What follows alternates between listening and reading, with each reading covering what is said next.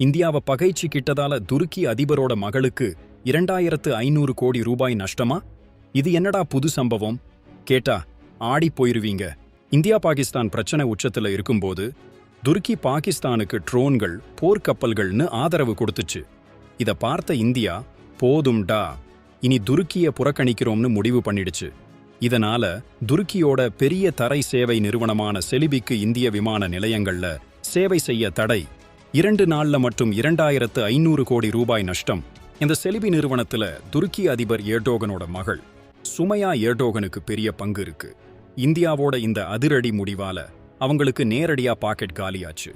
Istanbul பங்கு சந்தையில செலிபி பங்கு 20% சரிஞ்சு 2224 லீராவா விழுந்திருக்கு.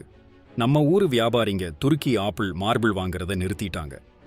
சுற்றுலா பயணிகளும் துருக்கி யாருன்னு ரத்து பண்ண ஆரம்பிச்சிட்டாங்க. இந்தியாவை பகைச்சிக்கிட்டா இப்படித்தான். இது நம்ம தேச பாதுகாப்புக்காக எடுத்த முடிவு. ஆனா இந்த நஷ்டம் துருக்கிக்கு பாடமா இருக்குமா? இனி என்ன நடக்கப் போகுது? நீங்க என்ன நினைக்கிறீங்க? கமெண்ட்ல சொல்லுங்க, ஷேர் பண்ணுங்க.